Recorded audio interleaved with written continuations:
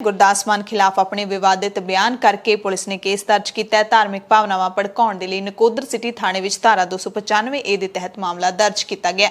Sikh youth power of Punjab दे member Paramjit Singh Akali दी अगवाई दे विच उत्थे लगातार 2 दिन तो रोस मुजाहरा किया जा रहा सी नकोदर थाणे दे बाहर ते परमजीत सिंह अकाली दी शिकायत ते ही परचा दर्ज किया गया। FIR नंबर 0141 है। गुरदास मान दा जिहड़ा पूरा पता है इस FIR दे विच नकोदर डेरा ही दस्या गया है। नकोदर डेरे का जिहड़ा ट्रस्ट है उसका चेयरमैन है गुरदास मान।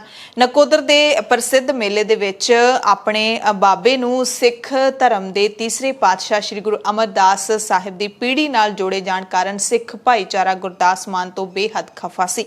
गुरदास मान दे बोलण वाली वीडियो वायरल होने तो बाद सोशल मीडिया ते जिथे सिखां वालों विरोध किया जा रहा सी उत्थे नकोदर दे विच ही थाणे दे बाहर सिख भाईचारे दे लोग पहुंच के धरना ला रहे सी।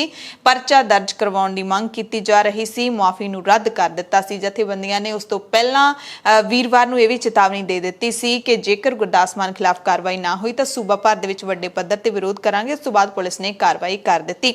हालांकि गुरदास मान ने यह वीडियो वायरल होने तो दूसरे दिन बाद ही माफ़ी है जी मंग लई सी, ये कह के मैं गुरु साहिबाना का कदे भी अपमान नहीं कर सकता, पर फिर भी जे किसी नूं ठेस पहुंची तो मैं माफ़ी मंगदा हाँ। तो सिखां ने इस माफ़ी नूं फर्जी दस्या सी। सो इस धारा के तहत जे गुरदास मान के खिलाफ कार्रवाई हुंदी है तो गुरदास मान नूं 3 साल जां उस तो वध कैद की सज़ा जां जुर्माना जां फिर दोनों ही हो सकते।